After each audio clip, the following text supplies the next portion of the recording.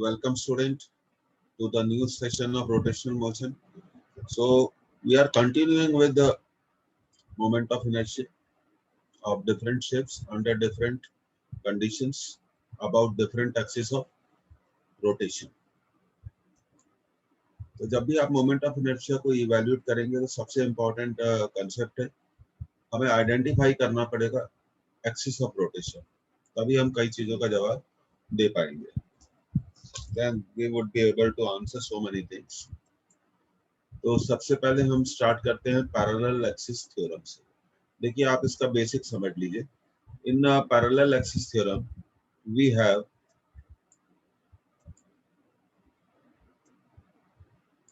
To parallel axis. ये देखिए आपको एक and one of them passes through the centre of mass. दो एक्सिस होने चाहिए, दोनों पैरेलल होने चाहिए. उनमें से एक one of them must pass through the centre of मास. ये पहली कंसेप्ट है. अब इस एक्सिस के अबाउट बॉडी का मोमेंट ऑफ इनर्शिया कैसे निकाला जाता है, तो ये हमें मालूम होना चाहिए. What is the distance between these parallel axis. तो हम लिख सकते हैं I equal to I C plus M D square. Meanwhile आप इस स्टेटमेंट को नोट कर सकते हैं. Moment of inertia of the body about any axis is equal to the moment of inertia about a parallel axis passing through the center of mass plus product of mass of the body and the square of the distance between these two parallel axes. तो किसी भी axis के about हम moment of inertia इस theorem से आप find out कर सकते हैं. बस ये बात आपको ध्यान रखनी है, दोनों एक्सिस पैरेलल होने चाहिए. One of them must pass through the centre of mass. Second point, आपको उन दोनों के बीच में डिस्टेंस डी भी मालूम होना चाहिए. तो आप आई को लिख सकते हैं I C M plus M D square, where M is the mass of body. M क्या है? मास ऑफ बॉडी है. And D is what? Distance between parallel axis. ये देखिए. So in most of the questions, this application is used. So this is very important. You can mark it important. And once you note it down, तो फिर आप मुझे बता दीजिए, तो फिर हम आगे बढ़ जाएंगे.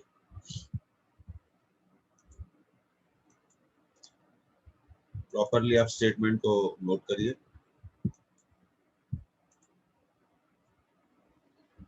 I इक्वल टू आई सी. आई सी का मतलब है moment of inertia of body about an axis which passes through the center of mass. तो चलिए स्टूडेंट अब आगे बढ़ते हैं और कैसे इस थ्योरम को डिफरेंट कंडीशन में हम अप्लाई करते हैं वो सीखते हैं. क्योंकि फाइनली आपको आपके पास दो वेज हैं. या तो आप फॉर्मूले याद कर लो, जो प्रैक्टिकली पॉसिबल नहीं है, और बेस्ट तरीका यह है कि हम थ्योरम को अप्लाई करके फॉर्मूले को फाइंड आउट करें. पर इसके लिए एक बात बहुत जरूरी है कि हमें बॉडी का उस एक्सिस के अबाउट मोमेंट ऑफ इनर्शिया जरूर मालूम होना चाहिए जो सेंटर ऑफ मास से पास होता हो. तो सेंटर ऑफ मास से पास होने वाले एक्सिस के अबाउट अगर आपको मोमेंट ऑफ इनर्शिया मालूम है तो आप किसी भी एक्सिस के अबाउट मोमेंट ऑफ इनर्शिया निकाल सकते हैं, provided the both axis must be parallel. Number 2, you must know the distance between these two. तो आगे बढ़ेंगे. अब कुछ केसेस करते हैं. तो देखिए आप, ये बड़ा सिंपल केस है. Moment of inertia of ring about an axis tangential to the ring and perpendicular to its plane. तो ये देखिए हमें इस एक्सिस के अबाउट मोमेंट ऑफ इनर्शिया निकालना है. तो स्टेप नंबर 1 में हम एक ऐसा एक्सिस एज्यूम करेंगे जो इसके पैरेलल हो. नंबर 1. नंबर 2, वो सेंटर ऑफ मास से पास होता हो. ये देखिए हमने जेड एक्सिस को क्या करा, सपोज करा जो सेंटर ऑफ मास से पास होता हो. अब ये सेंटर ऑफ मास से पास होने वाला एक्सिस कैसा है? Passing through the centre. Passing through the centre हो गया. और दूसरी चीज ये है कि सेंटर से तो पास हो ही रहा है, और ये कैसा एक्सिस है? Passing through the centre and perpendicular to the plane of ring. तो हमें मालूम होना चाहिए कि इस एक्सिस के अबाउट रिंग का मोमेंट ऑफ इनर्शिया कितना है. तो let us find out. I equal to I C plus M D square. उस एक्सिस के अबाउट मोमेंट ऑफ इनर्शिया क्या होगा? जो रिंग के सेंटर से पास होता हो और परपेंडिकुलर टू इट्स प्लेन, ये हमने पिछली क्लास में कवर किया था, एम आर स्क्वायर। अब आप देखिए इन दोनों के बीच में जो डिस्टेंस है, इन दोनों के बीच में जो डिस्टेंस है, that is equal to D, that is equal to R. तो अब हम इसको लिख सकते हैं M R square. So our answer is 2 mr square.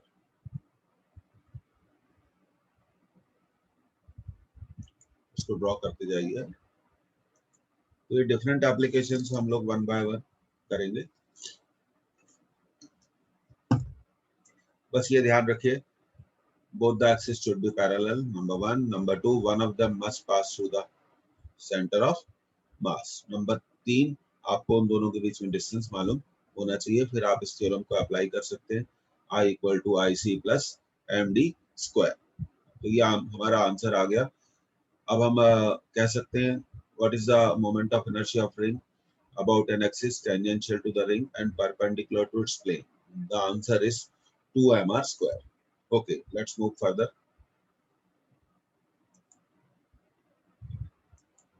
अब देखिए moment of inertia of ring about an axis tangential to the ring.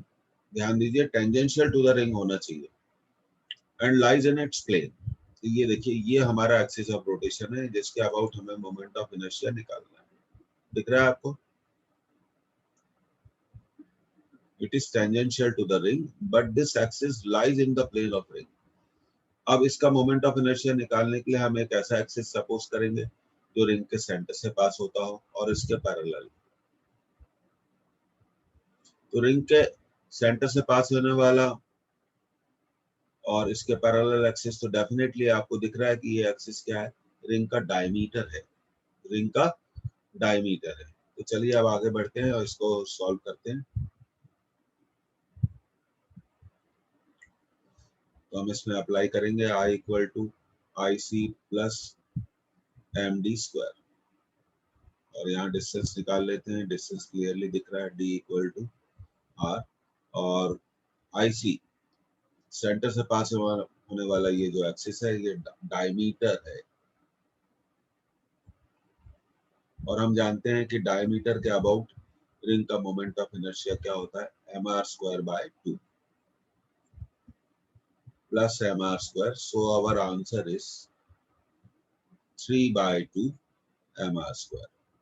It is better that you should learn. आपको सीखना चाहिए कि कैसे हम इन चीजों को फाइंड आउट करते हैं।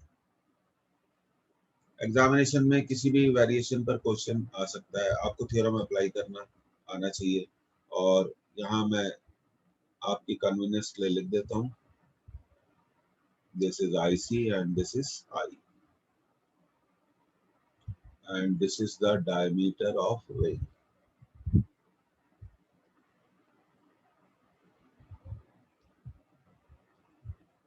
एक प्रॉपर फिगर होना चाहिए, क्लियर फिगर होना चाहिए, और उसकी मदद से हमें ये निकालना आना चाहिए। So our answer is 3 by 2 mr square. तो उस टेंजेंट के अबाउट रिंग का मोमेंट ऑफ इनर्शिया क्या होगा जो रिंग के प्लेन में लाई करती है? 3 by 2 mr square.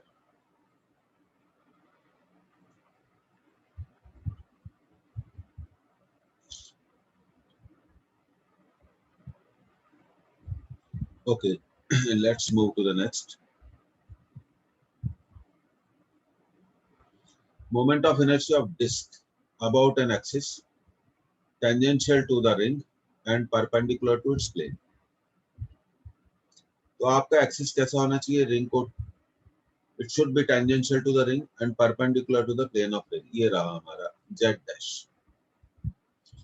अब थ्योरम ऑफ पैरेलल एक्सिस को अप्लाई करने के लिए जरूरी है कि हम एक ऐसा एक्सिस एज्यूम करें जो z डैश के पैरेलल हो और सेंटर से पास होता हो। तो हमने एज्यूम कर लिया दैट इज आई जेड। अब इन दोनों एक्सिस के बीच में हम डिस्टेंस को वर्कआउट करेंगे।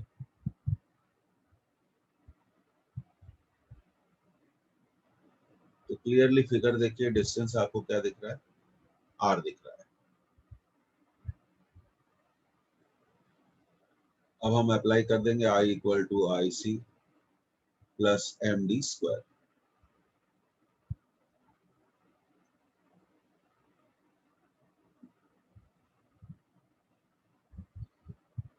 Now it becomes very simple. I C, आप देखिए सेंटर से पास होने वाले इस एक्सिस को ऑब्जर्व करिए. ये कैसा एक्सिस है? जो डिस्क के सेंटर से पास हो रहा है और जो डिस्क के प्लेन से कितना एंगल बना रहा है स्टूडेंट? 90 डिग्री. तो इस एक्सिस के अबाउट रिंग डिस्क का मोमेंट ऑफ इनर्शिया होता है, ये हमें याद रखना चाहिए, प्रीवियस क्लास में हमने कवर किया था. Plus M R square. So the answer is 1/2 और 1 ऐड अगर होंगे तो 3/2 होगा. 3/2 mr square. So your answer is 3/2 mr square.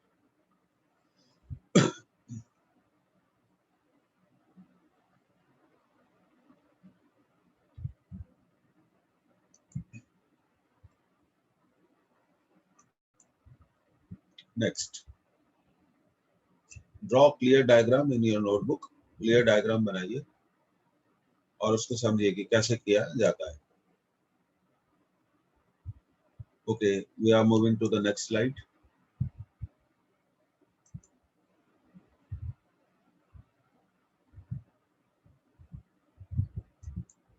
अब देखिए, moment of inertia of disk about an axis tangential to the disk and lies in the plane. तो ये रहा वो एक्सिस जो डिस्क की टेंजेंट है. ये देखिए, टेंजेंट टू द डिस्क और जो डिस्क के प्लेन में ही लाई करता है. तो theorem of parallel axis apply करने के लिए हमें एक एक्सिस सपोज करना पड़ेगा जो इसके पैरेलल है और कहां से पास होता है? सेंटर ऑफ मास से. और फिर इन दोनों एक्सिस के बीच में हमें डिस्टेंस भी दिख रहा है. कितना है डिस्टेंस? आप कह सकते हैं इन दोनों एक्सिस के बीच में डिस्टेंस. फिगर देखिए, आपको डिस्टेंस पता चल रहा होगा. और ये क्या है? डिस्क का डायमीटर है. आई. अब हम थ्योरम को अप्लाई कर देंगे. I equal to I C plus M D square. और सेंटर से पास होने वाला एक्सिस डायमीटर है. पिछली क्लास में कवर किया था आई डायमीटर, अगर आपको याद हो.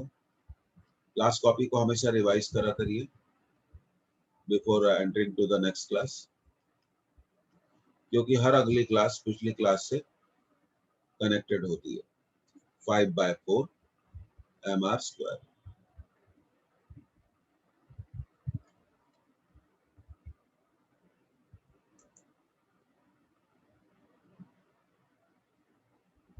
Join in time because class will start at the given time. आप जितना लेट अटेंड करेंगे तो उतना आपका मिस होगा. तो हमने निकाल लिया आई इक्वल टू कितना आ गया? 5/4 mr स्क्वायर. इसको निकालना सीखिए. और here we can write that is ICA, that is I diameter.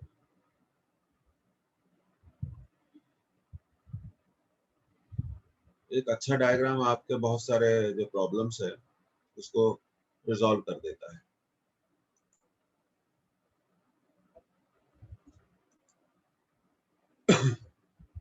So our answer is 5/4 mr square. देखा आपने कितना सिंपल है ऐसे अप्लाई करना. अब आगे बढ़ते हैं student. Moment of inertia of solid sphere about a tangent to the sphere. ये देखिए, ये स्फीयर की टेंजेंट हो गई. हमें इस एक्सिस के अबाउट मोमेंट ऑफ इनर्शिया निकालना है. तो थ्योरम ऑफ पैरेलल एक्सिस को अप्लाई करने के लिए हम एक ऐसा एक्सिस सपोज करेंगे जो इसके पैरेलल हो और स्फीयर के सेंटर से पास होता हो. तो ये हमने सपोज कर लिया. अब आगे next is very simple. This is I and this is IC, and if you closely observe, this is the dia of sphere. और इन दोनों के बीच में डिस्टेंस भी आपको पता चल रही है कितनी है, इक्वल टू रेडियस. तो अब हम थ्योरम अप्लाई करेंगे I equal to I C plus M D square. तो ये जो सेंटर से पास होता है, जो एक्सिस सेंटर से पास होता है वो स्फीयर का डायमीटर है, ठीक है। तो इसे हम लिख सकते हैं आई डायमीटर mr स्क्वायर। अब आपको सेंट्रल एक्सिस मैंने पिछली क्लास में कराया था, ये कितना होता है 2/5 mr square plus mr square, so we will get it 7/5 mr square.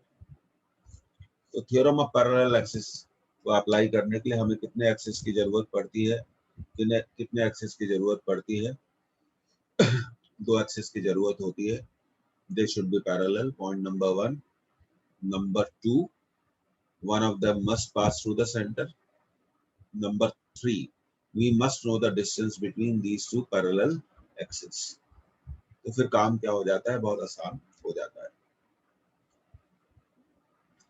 So the answer is 7/5 mr square, 7/5 mr square। Moment of inertia of hollow sphere about a tangent to the sphere। ये देखिए sphere के आपको tangent दिखाई दे रही है,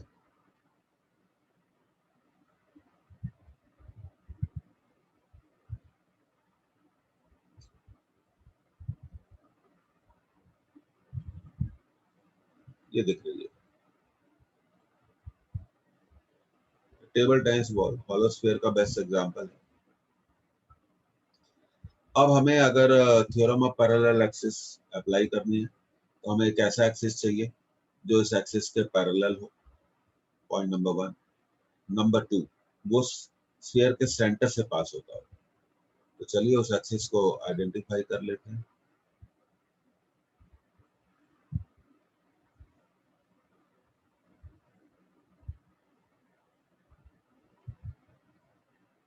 ये रहा हमारा एक्सिस जो सेंटर से पास होता है, दिख रहा है आपको?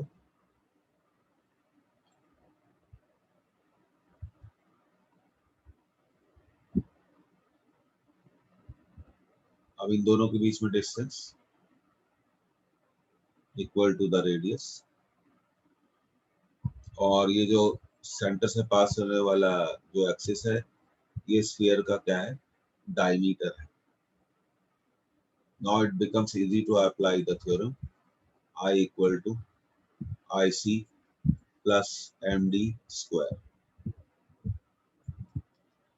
ये डायमीटर है, हमेशा ध्यान रखना चाहिए ये हॉलो स्फीयर है। हॉलो स्फीयर का जो मोमेंट ऑफ इनर्शिया होता है, जो हमने वर्कआउट किया था about what you call it, diameter 2/3 mr square plus mr square, so we will get it, LCM ले लीजिए 5/3 mr square, so we get this answer। It is always better that आप सीखें कि चीजों को हम कैसे अप्लाई करते हैं। सीखेंगे तो बहुत सारी चीजें आसान हो जाएंगी।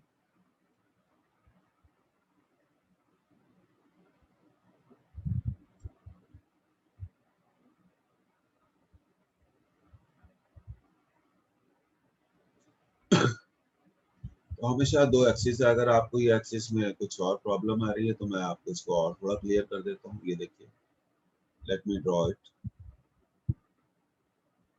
सो ऑब्वियसली ये जो है डायमीटर हो गया।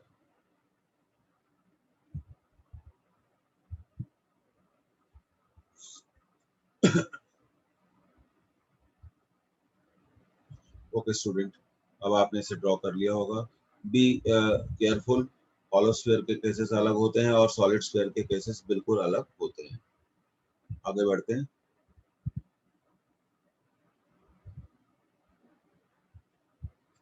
Moment of inertia of a thin rod about an axis passing through one end, ठीक है, and perpendicular to its length। तो ये रहा वो एक्सिस, हमने सपोज कर लिया कि इस एक्सिस के अबाउट मोमेंट ऑफ इनर्शिया कितना है, आई है।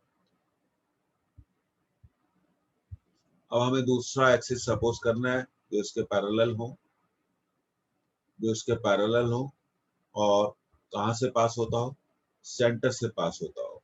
तो ये रहा वो हमारा एक्सिस जो सेंटर से पास होता हो, IC।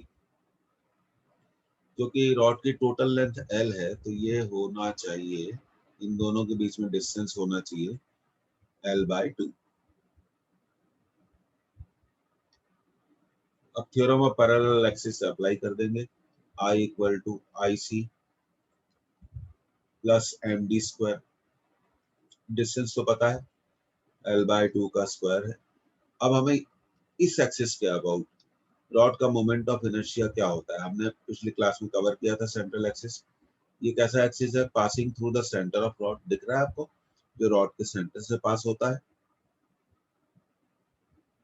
और रॉड की लेंथ से कितना एंगल बना रहा है, 90 डिग्री। तो ये मोमेंट ऑफ इनर्शिया हमने पिछली क्लास में कवर किया था, दैट इज ml²/12। अब हम क्या करेंगे, ml² को कॉमन ले लेंगे तो ये आ जाएगा 1/12 और ये आ जाएगा 1/4। Now you have to take the LCM।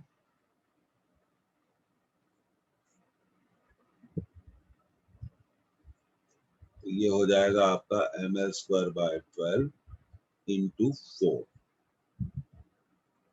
So our answer is ml²/3। तो निकालना सीखिए कि कैसे चीजों को हम अप्लाई करते हैं।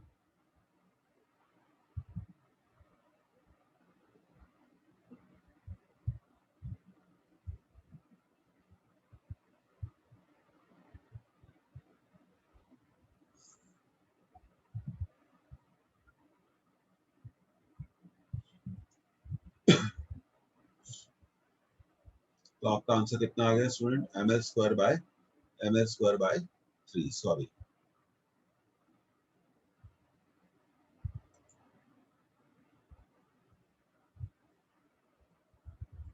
ml²/3।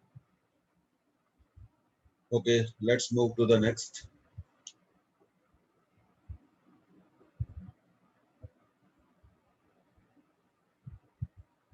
Moment of inertia of solid cylinder about an axis tangential to the cylindrical surface and parallel to its geometrical axis। तो सबसे पहले समझते हैं, ये रहा आपका geometrical axis। ये geometrical axis कहलाता है सिलेंडर का, this is known as geometrical axis। Okay, हमें एक ऐसे एक्सिस के अबाउट मोमेंट ऑफ इनर्शिया निकालना है जो इस ज्योमेट्रिकल एक्सिस के पैरेलल वो वो रहा ये। अब थ्योरम ऑफ पैरेलल एक्सिस को अप्लाई करने के लिए हमें एक ये देखिए, ये सेंटर से पास होता है और इन दोनों के बीच में जो डिस्टेंस है वो क्लियरली दिख रहा है, D इक्वल टू R। अब हम theorem of parallel axis apply कर देंगे, I equal to IC plus MD²। अब आपको अगर ये याद नहीं है कि सॉलिड सिलेंडर का उसके ज्योमेट्रिकल एक्सिस के अबाउट मोमेंट ऑफ इनर्शिया क्या होता है तो आप इसको नहीं कर पाएंगे। तो ये याद रखना चाहिए, पिछली क्लास के सारे नोट्स आप अच्छे से प्रिपेयर करिए। सो the answer is 3/2 mr²।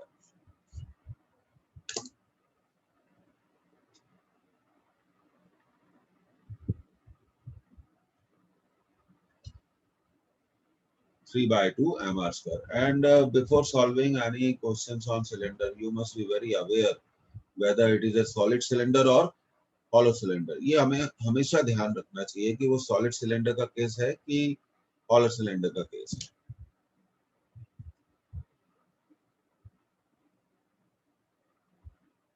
Next,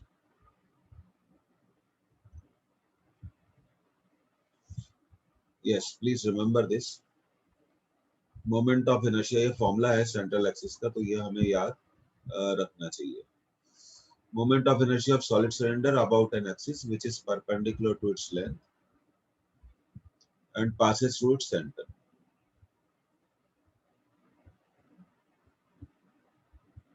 तो ये जो केस है ये आपको अब याद रखना है, ये बड़ा इंपॉर्टेंट केस है।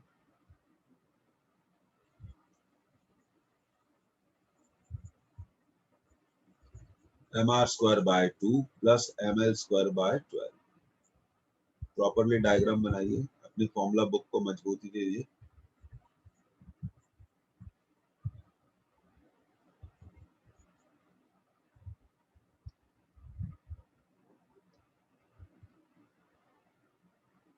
ये इसकी रेडियस हो गई।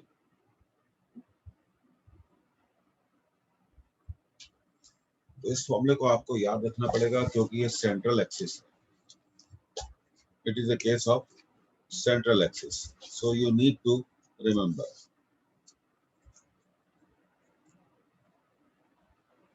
mr² by 2 plus ml² by 12। कई बुक्स में ऐसा भी लिख लेते हैं, वो मैं आपको थोड़ा उसका एक और वर्जन बता दूं। व्हाट दे डू, जैसे आपने m कॉमन ले लिया, ये हो गया r² bye 2 plus l² bye 12। फिर एलसीएम ले लिया, 2 और 12 का एलसीएम 12 आएगा, 6r² प्लस l²। ऐसे भी लिख देते हैं।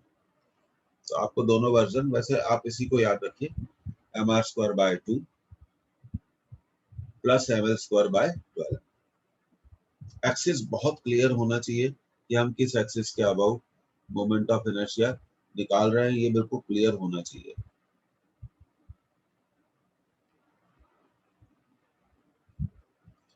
अब देखिए, moment of inertia of A solid cylinder about an axis which is perpendicular to its length and passes through one of its end। तो ये देखिए, जो फिगर आपको दिख रहा है, हमें इस एक्सिस के about moment of inertia find out करना है, जो उसके एक एंड से पास होता हो और उसकी लेंथ से कितना एंगल बनाता हो, 90 डिग्री।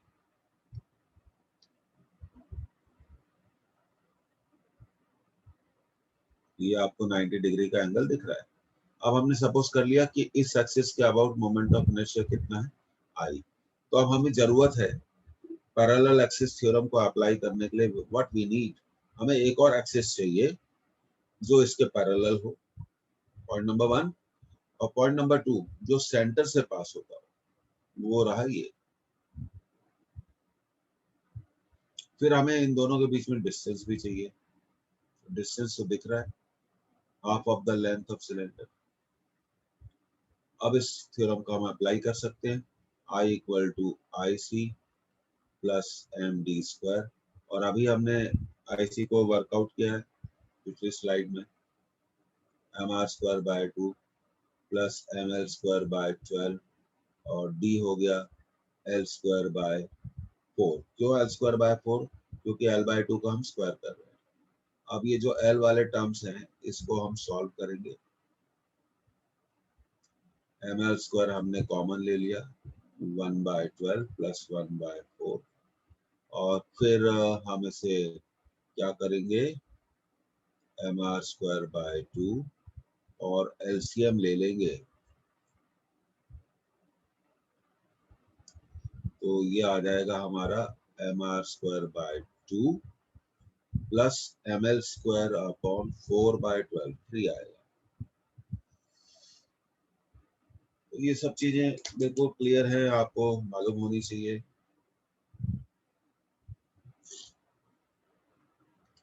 ऐसे इन चीजों को हम इजीली क्या कर सकते हैं, सॉल्व कर सकते हैं। आई एम होपफुल कि इतने सारे एग्जांपल्स के बाद अब आपको पैरेलल एक्सिस थ्योरम बिल्कुल क्लियर हो गई होगी कि पैरेलल एक्सिस थ्योरम में कितने एक्सिस होते हैं, 2। उनमें से एक कहाँ से जाता है, सेंटर से। और हमें इन दोनों पैरेलल एक्सिस के बीच में डिस्टेंस भी मालूम होना चाहिए, बिल्कुल डिस्टेंस मालूम होना चाहिए। तो ये हमारा आंसर आ गया, mr² by 2 plus ml² bye 3। आगे बढ़ते हैं। अब देखिए, moment of inertia of hollow cylinder about an axis tangential to cylindrical surface and parallel to geometrical axis। ये रहा, हमें इस एक्सिस के अबाउट मोमेंट ऑफ इनर्शिया निकालना है। और अगर हम पैरेलल एक्सिस थ्योरम को अप्लाई करते हुए निकालना चाहते हैं, तो हमें एक ऐसा एक्सिस चाहिए जो इसके पैरेलल हो और सेंटर से पास होता हो। ये रहा वो एक्सिस।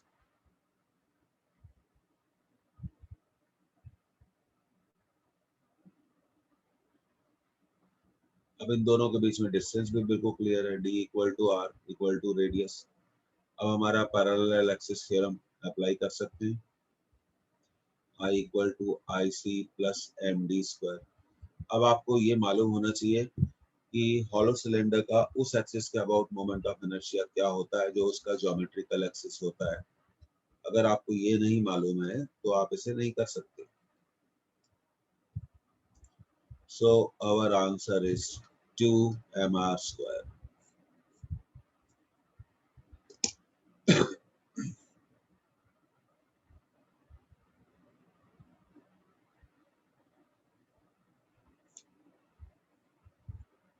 तो आपको फाइनली सीखना पड़ेगा कि थ्योरम को हम अप्लाई कैसे करते हैं। अगर हम नहीं सीख पाए तो फिर प्रॉब्लम हो जाएगी।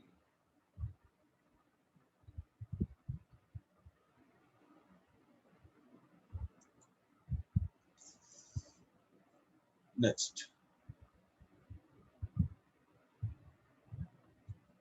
ये देखिए, बहुत अच्छा क्वेश्चन है। Moment of inertia of hollow cylinder about an axis perpendicular to its length and passing through its centre. तो ये एक्सिस आपको दिख ही रहा है कैसा है, सेंटर से पास हो रहा है और लेंथ से कितना एंगल बना रहा है, 90 डिग्री।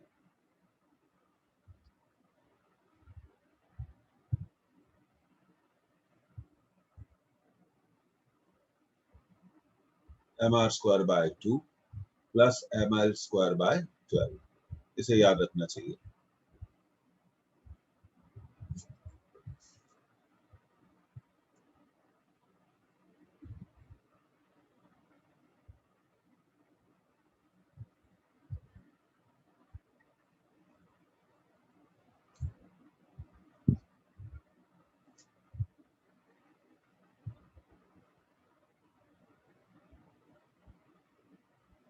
ओके,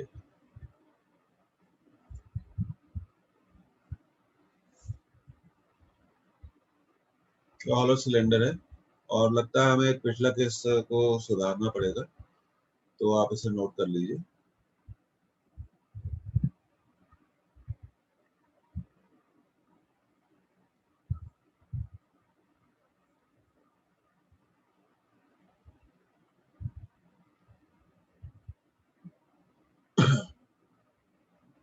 ये देखिए, थोड़ा हम यहाँ पर इसको सुधारना चाहेंगे।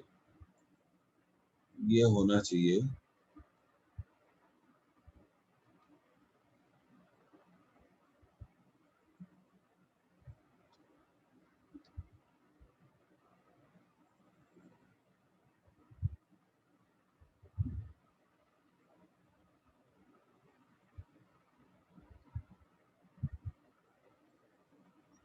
इसको आप सुधार लीजिए।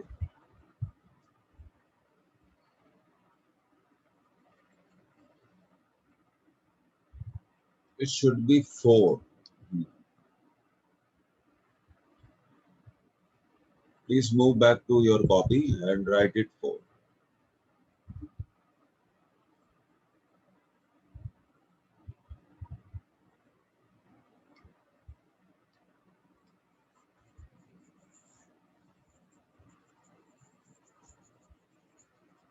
तो बिल्कुल ठीक कहा आपने।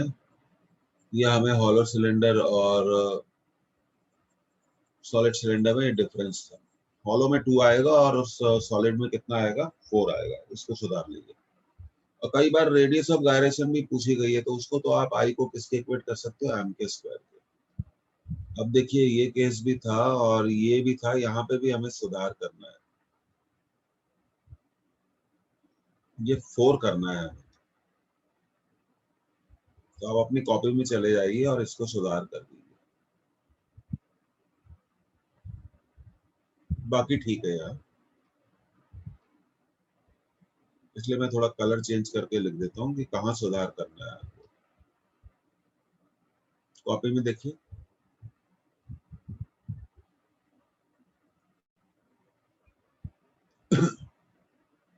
तो इस स्लाइड को आप सुधार लीजिए।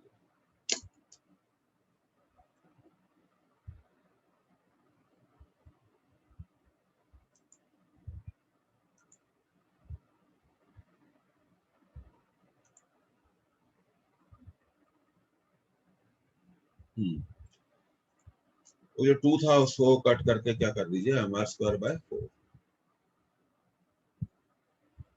अब हम कहाँ थे, यहाँ थे। यस, फॉलो में आएगा,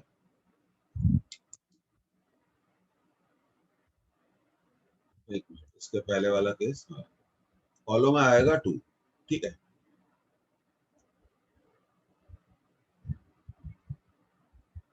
अब अगला केस करते हैं। अभी कैसे आया ये आपको समझाते हैं। ये आप मान लीजिए आई और ये है I C. Let us solve it. अब इसको सॉल्व करते हैं हम लोग। हम जानते हैं I equal to I C plus M D square, और आई सी अभी हमने पिछली स्लाइड में सुधारा है उसको। ये आई सी दिख रहा है mr²/2 प्लस ml²/12।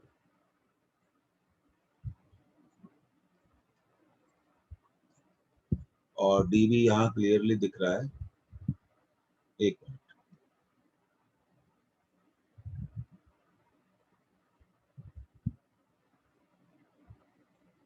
L/2।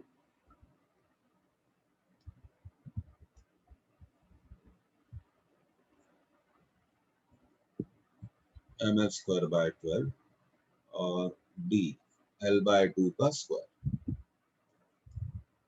ये हो गया ml²/4।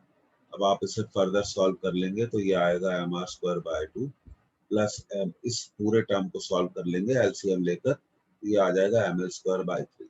तो ये रहा इसका जो आंसर है, बिल्कुल सही दिया हुआ है। तो आई इक्वल टू, मैं आपको हमेशा एडवाइस करता हूँ कि आपको ये सब याद नहीं करना है, आपको ये आता कैसे है ये सीख लेना चाहिए। यू शुड लर्न दैट ये सब चीजें कैसे आती हैं।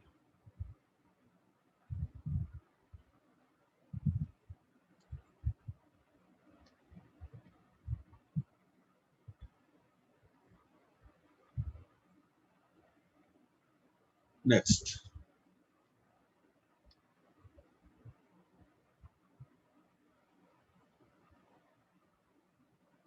अभी देखिए आप जो हमने अब तक सीखा है उस पर बेस कुछ क्वेश्चन सॉल्व करते हैं। Two identical rods each of mass m and length are kept according to the figure। ये आपके एग्जाम में आया हुआ क्वेश्चन है और इंडिया एग्जामिनेशन में। Find the moment of inertia of rods about an axis passing through O. ठीक है, हमें कैसा एक्सिस चाहिए, इमेजिन करिए जो ओ से पास होता हो and perpendicular to the plane of rod. तो आप एक काम करिए, जो पेन आप यूज कर रहे हैं उस पेन को आप पॉइंट ओ पर रखिए।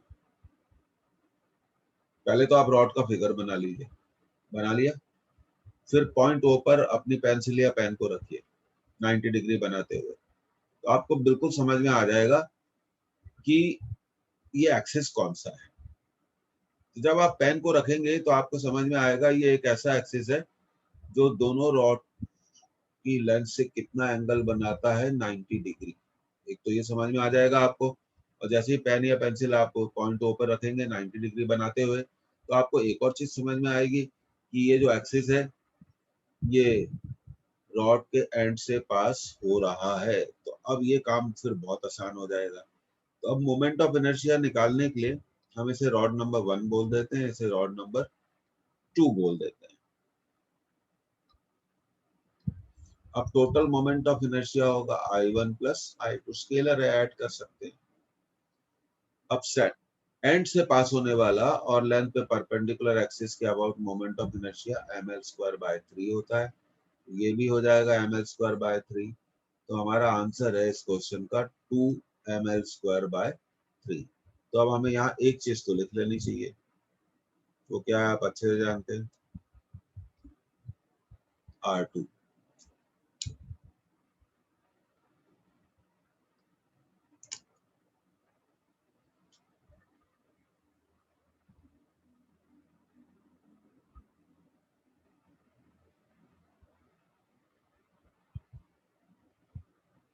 तो हमेशा आपको जब एक्सिस समझ में नहीं आए, परपेंडिकुलर है, तो आप अपना पेन या पेंसिल को यूज करें और उस पॉइंट पर रखें, तो आपको बहुत जल्दी समझ में आ जाएगा।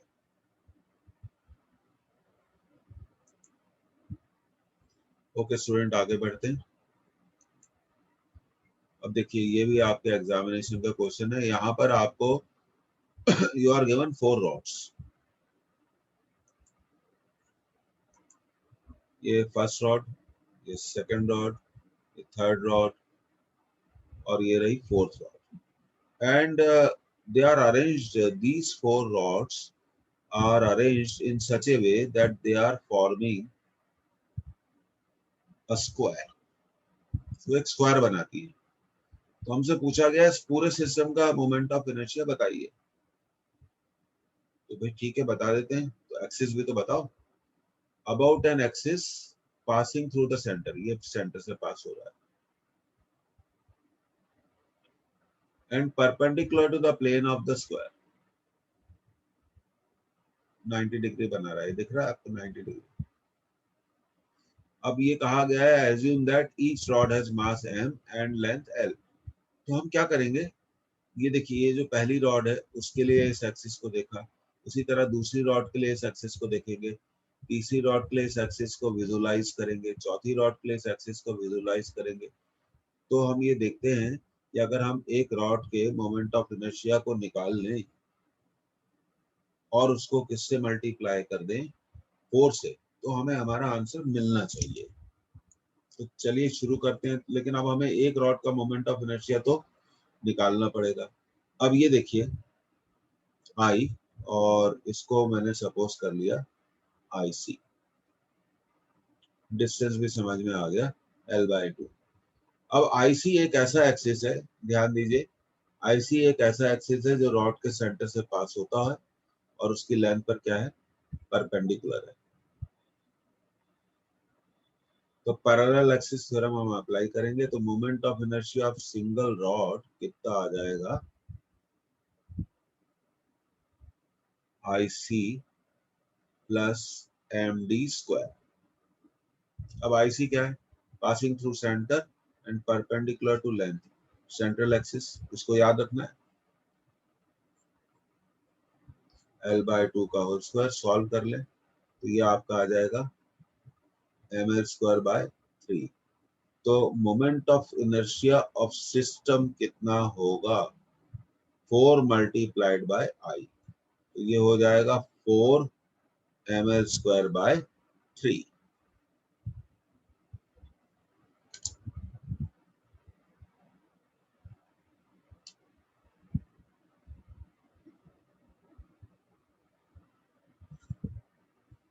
अच्छा क्वेश्चन है, तो we should write something about it.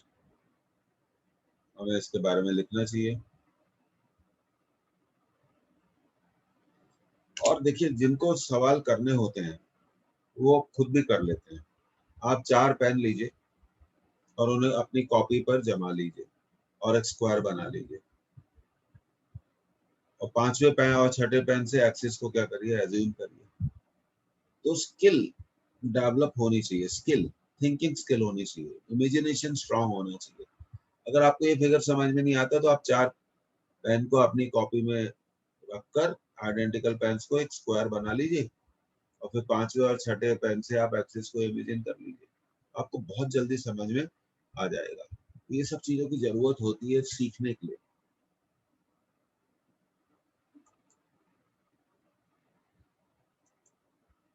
अब देखिए, find the moment of inertia of the ring shown in figure about axis A B. ये भी आपके एग्जामिनेशन में आया हुआ क्वेश्चन है। तो सबसे पहले हमें इस एक्सिस के अबाउट मोमेंट ऑफ इनर्शिया निकालना है। तो हमने सपोज कर लिया इस एक्सिस के अबाउट मोमेंट ऑफ इनर्शिया कितना है, आई। अब हमें पैरेलल एक्सिस थ्योरम लगाने के लिए एक ऐसा एक्सिस चाहिए जो इस एक्सिस के पैरेलल हो। तो वो ये रहा और सेंटर से पास होता हो।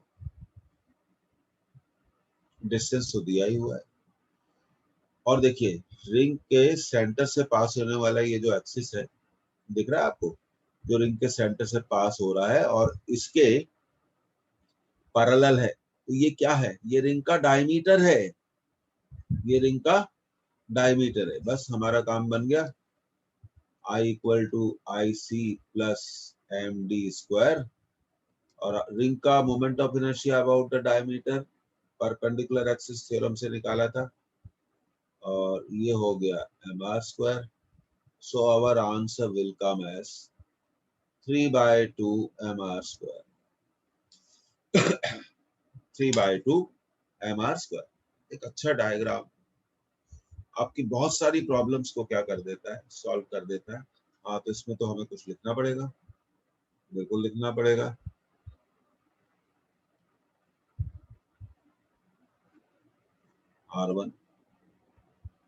R1 ठीक रहेगा इसके लिए. Always revise your class copy notebook. जितनी बार, 20 बार, 25 बार, मैंने देखा है जितने बच्चे सिलेक्ट होते हैं, मैंने उनमें एक बहुत अच्छी हैबिट देखी है. जिस इंस्टीट्यूट में भी वो पढ़ते हैं, वो वहाँ के नोट्स को बहुत बार रिवाइज करते हैं. क्योंकि अगर हम रिवाइज नहीं करेंगे तो हम भूल जाएंगे. नेक्स्ट, अब ये देखिए बहुत अच्छा क्वेश्चन है. Four square each of sorry diameter 2 है. डायमीटर 2 है तो रेडियस a हो गई.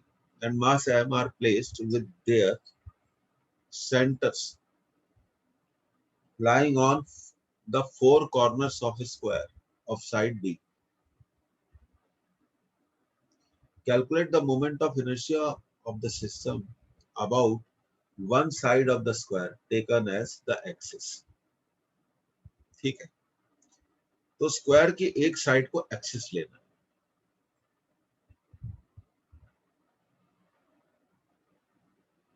चलिए एक्सिस ले लेते हैं, इसको एक्सिस ले लेते हैं.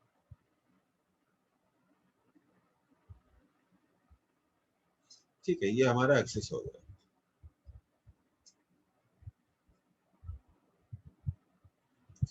उसके बाद क्या करना है, स्फीयर्स को नंबरिंग कर देनी है.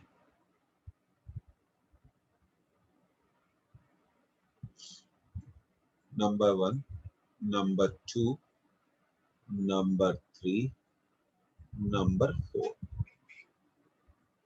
अब पूरे सिस्टम का जो मोमेंट ऑफ इनर्शिया है वो तो सिंपल है, समझ में आ रहा है. I1 plus I2 plus I3.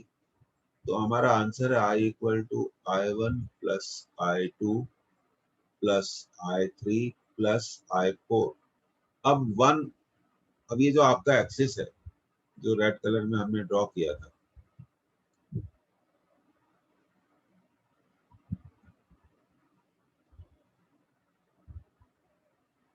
ये कैसा एक्सिस है? ये स्फीयर का क्या हो गया, डायमीटर. 1 और 2 का क्या हो गया, डायमीटर हो गया. ठीक है, और डायमीटर के अबाउट मोमेंट ऑफ इनर्शिया क्या होता है, 2/5 mr square. a square plus 2/5 ma square. अब बच गया थर्ड और फोर्थ का मोमेंट ऑफ इनर्शिया.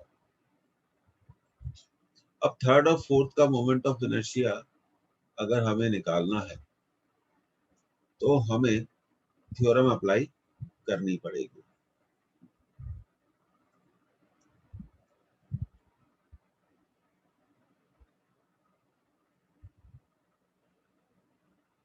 तो सबसे पहले थर्ड का मोमेंट ऑफ इनर्शिया निकालते हैं. और अगर आपको नहीं समझ में आ रहा है तो मैं यहाँ इसको थोड़ा समझा देता हूँ. ये थर्ड है,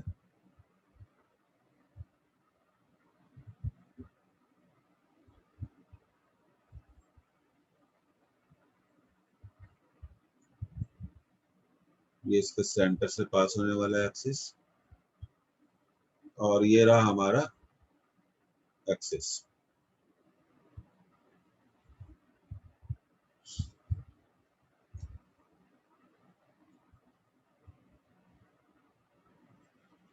तो अब हमें इसका डिस्टेंस मालूम होना चाहिए. तो थर्ड के सेंटर से इस एक्सिस का डिस्टेंस हमें दिख रहा है, b है, गिवन है. तो I3 equal to IC plus MD square. तो IC तो डायमीटर हो गई इसकी, ये देखिए. तो डायमीटर के अबाउट होगा 2/5 5ma² प्लस mb²। तो ये हमने थर्ड निकाल लिया। इसी तरह हम देखते हैं कि थर्ड और फोर्थ दोनों इक्वल होंगे, क्योंकि ये डिस्टेंस भी b है, ये डिस्टेंस भी b है। बस यहाँ थर्ड और फोर्थ की वैल्यू रख दीजिए, आपका आंसर आ जाएगा। तो थोड़ा इसके बारे में हमें लिखना चाहिए।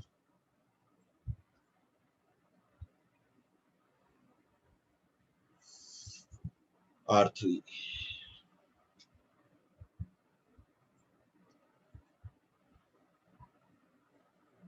बहुत बढ़िया क्वेश्चन है।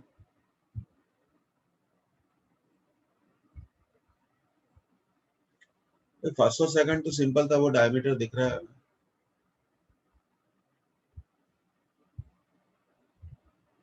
तो when you are done with it tell me, क्योंकि मैं इसको क्लियर करने जा रहा हूँ तो ये दोबारा नहीं आएगा स्लाइड।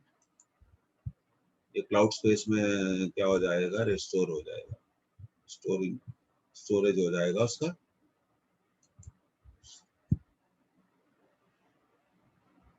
आगे बढ़ते हैं स्टूडेंट। ये क्लियर कर दिया हमने। ये भी एक और बहुत बढ़िया क्वेश्चन, इसको भी आप R3 मार्क करिए। अब ये 3 रॉड हैं। अगर आपको जब क्वेश्चन समझ में नहीं आए तो अपनी कॉपी पर 3 पेन को रख लीजिए और फिर विजुलाइज करिए एक्सिस ऑफ रोटेशन को। 3 rods are arranged in the form of an equilateral triangle. Okay. Calculate the moment of inertia about an axis passing through the geometrical center. ठीक है, ये रहा आपका geometrical center। अब यहाँ पर एक और चीज है, इस geometrical center से डिस्टेंस आपको मालूम होना चाहिए। ठीक है, करेंगे। And perpendicular to the plane of triangle, तो 3 पेन ले लीजिए, ट्रायंगल बना लीजिए और चौथे पेन से उस एक्सिस को विजुलाइज करिए। तो ये देखिए, एक तो ये एक्सिस हो गया, तो थोड़ा इसको विजुलाइज कर ही लेते हैं।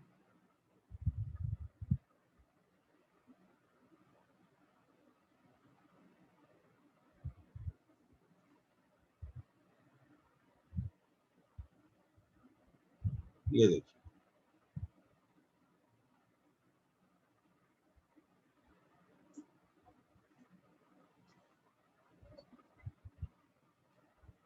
तो हम क्या करेंगे, एक रॉड का मोमेंट ऑफ इनर्शिया निकालेंगे।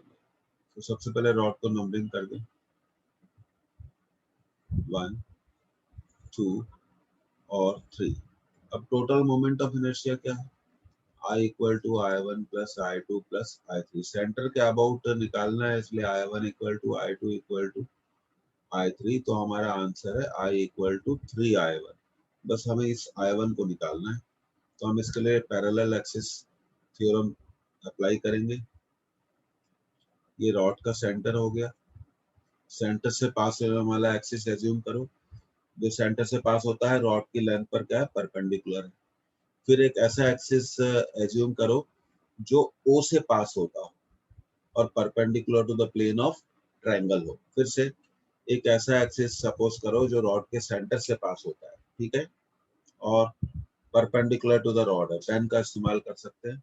और फिर एक ऐसा एक्सिस एज्यूम करें जो O से पास होता है और C के पैरेलल है।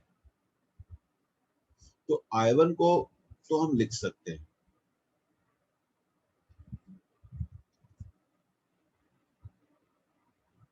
IC plus MD²।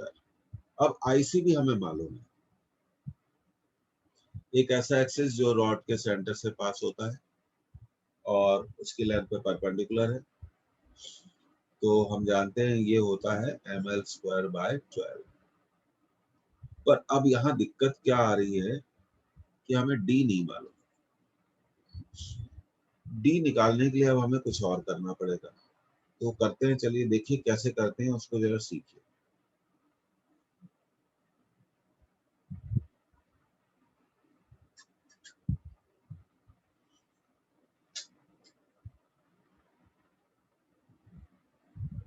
Okay, let me put it more dark.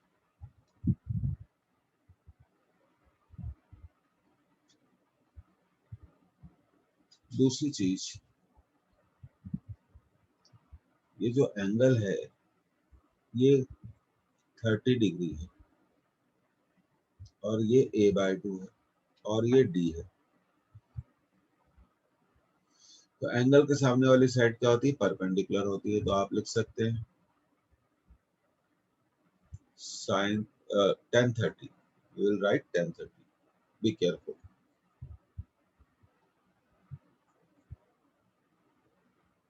Perpendicular upon base, base तो दिया हुआ है। और ये a/2 की जगह मैं एक और काम करता हूँ, मैं ऐसे लिख देता हूँ l/2, ठीक है, क्योंकि रॉड की पूरी लेंथ है l, तो उसका आधा हो जाएगा l/2। l/2 तो tan 30 होगा 1/√3 और ये हो जाएगा 2d/l। तो d इक्वल टू l/2√3। बस क्वेश्चन सॉल्व हो गया। यहाँ पर आप d की वैल्यू रख दीजिए। टेक योर टाइम, खुद रखिए। तो जब कुछ चीजें समझ में नहीं आए तो अपनी कॉपी में क्या करिए, एक ट्रायंगल बनाइए। कैसे? पेन की मदद से, या ड्रॉ कर लीजिए और फिर पेन की मदद से दोनों एक्सिस को क्या करिए, विजुलाइज करिए। तो ये अच्छा तरीका है इसको करने का।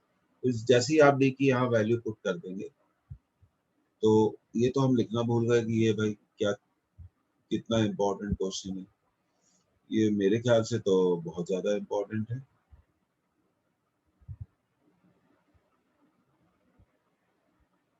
तो हम इसे R3 नोटेशन दे देते हैं। अब देखिए, कुछ एक चीजें मैं आपको बहुत क्लियरली बताना चाहता हूँ जो हमें मेमोरी में रखनी चाहिए।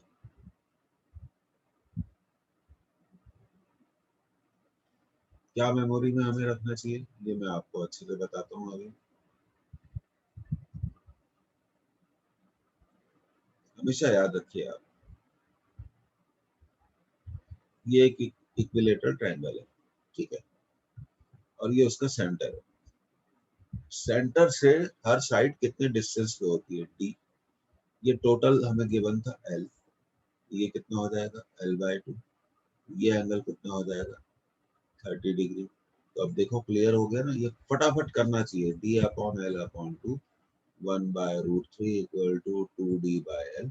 सो d इक्वल टू l/2√3।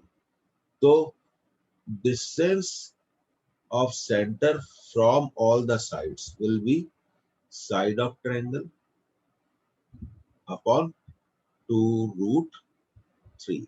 जो पास होने वाले स्टूडेंट होते हैं ना, उनको ये सब बहुत तेजी से अप्लाई करते हैं और मालूम होता है, और वो उसको 15 बार, 20 बार, 25 बार, 50 बार, 100 बार पढ़ते हैं। ऐसे थोड़ी कोई पास होता है।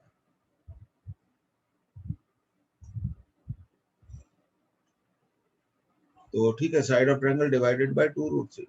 तो अब ये डिस्टेंस जैसे ये निकालना है तो ये बड़ा सिंपल हो जाएगा, l/2√3। तो फिर हम बहुत जल्दी से क्या कर सकते हैं, थ्योरम को अप्लाई कर सकते हैं। ऐसे ही बन जाता सबसे तो सभी लोग पास नहीं हो जाते। ओके, सीखो सीखो, क्लियर कर रहे हैं, आगे बढ़ते हैं।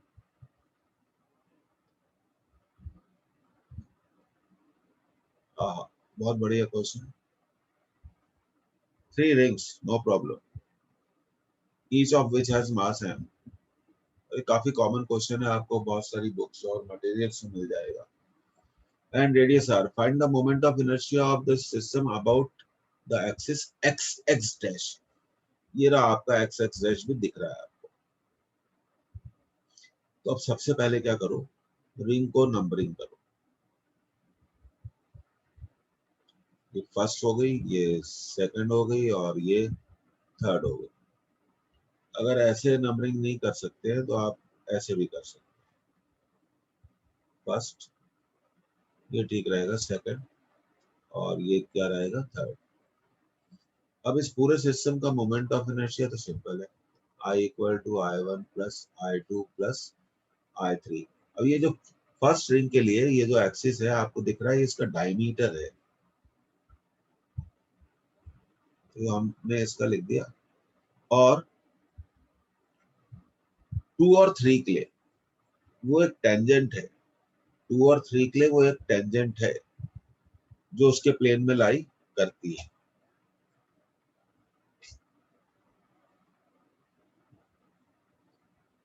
बस फिर आप इन्हें ऐड कर लीजिए, तो ये आ जाएगा 7 mr² by 2।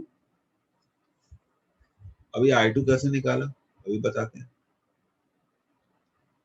I plus md² अभी करके बताया था आपको।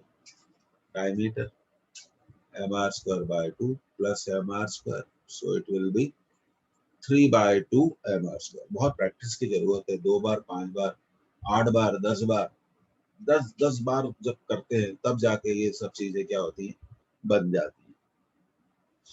तो बड़े टिपिकल क्वेश्चंस भी आते हैं। तो पैरेलल एक्सिस आपको समझा दिया था, और I2 और I3 क्या होंगे, इक्वल होंगे। I2 और I3 डेफिनेटली क्या होंगे, इक्वल होंगे। आगे बढ़ते हैं student. Yes, moment of inertia of A square lamina, ये तो भाई बहुत इंपॉर्टेंट बात है। अब देखिए हमने पहला केस किया है, पहले केस में हमारा जो एक्सिस है वो कैसा एक्सिस है, सेंटर से पास होता है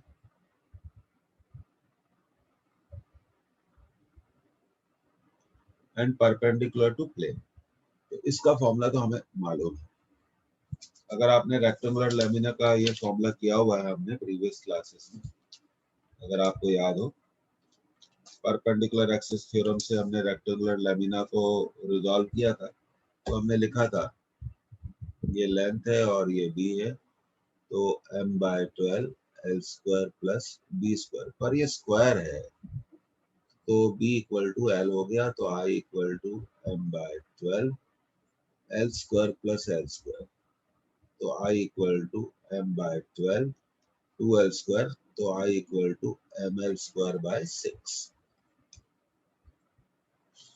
अब जो सेकंड केस है, तो देखिए पहले केस में तो आपने एक्सिस समझ लिया ना, कैसा एक्सिस है।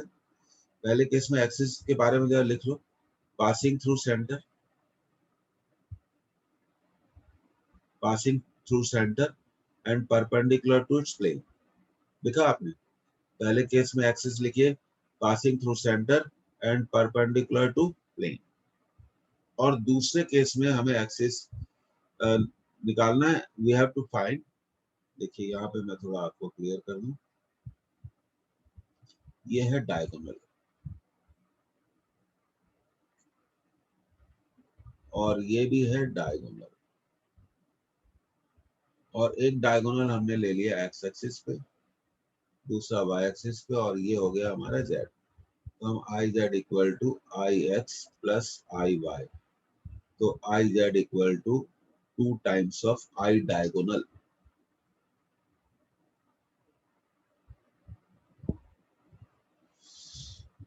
और आई जेड तो हमने अभी निकाला है, थ्योरम अप्लाई कर दी, तो आई जेड हमने अभी निकाला है, तो भाई आई जेड कितना होगा, ये हो जाएगा, ये सब चीजें याद रखनी चाहिए, mL²/6 और 2 टाइम्स ऑफ आई डायगोनल। तो आई डायगोनल थोड़ा निकाल लेते हैं,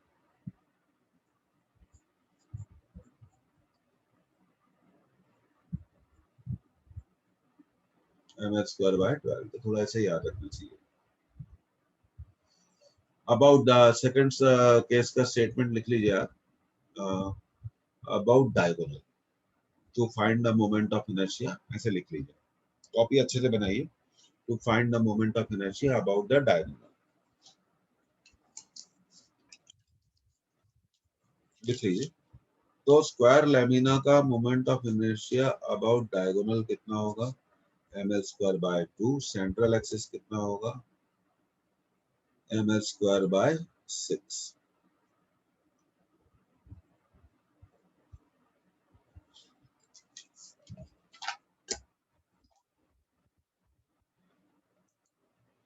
ये सब चीजें अब देखिए हमने कितने आज जोरदार सवाल करे हैं, बहुत सारे। तो ml²/12 होगा। हाँ, अब ये तो बहुत इंपॉर्टेंट है, तो यहाँ पर आप इसको लिख लें।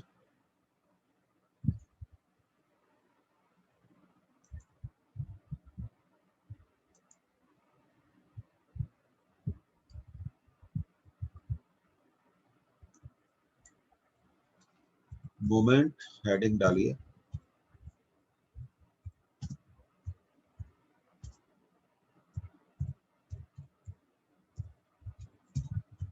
ऑफ ट्रायंगुलर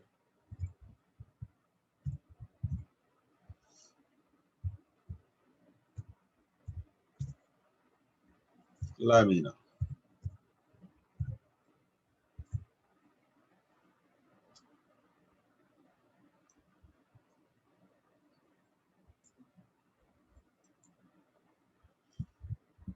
अब देखिए इस ट्रायंगुलर लैमिना में भी बड़े केसेस हैं। Moment of inertia about A B. अब देखिए ऑब्जर्वेशन क्या है, ए बी के बारे में सोचिए। ए बी एक ऐसी साइड है जो AC से परपेंडिकुलर है, जो AC से परपेंडिकुलर है। तो परपेंडिकुलर, अब AC की कुछ ना कुछ लेंथ होगी, तो IAB होगा MAC²। ध्यान देना, MAC²/6। अब IAC क्या है? AC किस पे परपेंडिकुलर है? AB पर। तो होगा AC किस पे परपेंडिकुलर है? AB पर। तो होगा MAB²/6 पूछा जा चुका है। और BC किसी पे भी परपेंडिकुलर नहीं, तो BC का मोमेंट ऑफ इनर्शिया तो बहुत बढ़िया है। AB² इंटू, ध्यान दो, AC² upon AB² plus AC²। Please इसको आप ध्यान दें। अब आपको एग्जामिनेशन में क्वेश्चन में कई तरह की चीजें पूछी जा सकती है, साइड की वैल्यू दी जा सकती है, तो मैंने इसको क्या है बहुत जनरलाइज कर दिया।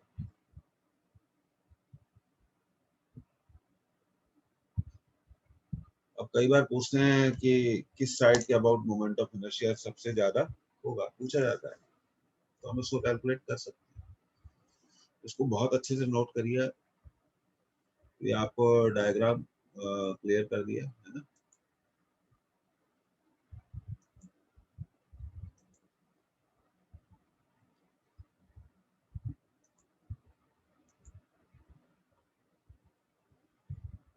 तो ये था आपका moment of inertia of A triangular lamina. और इस ट्रायंगुलर लैमिना की एक और खास बात है जो मैं आपको बताना चाहता हूँ, राइट एंगल है।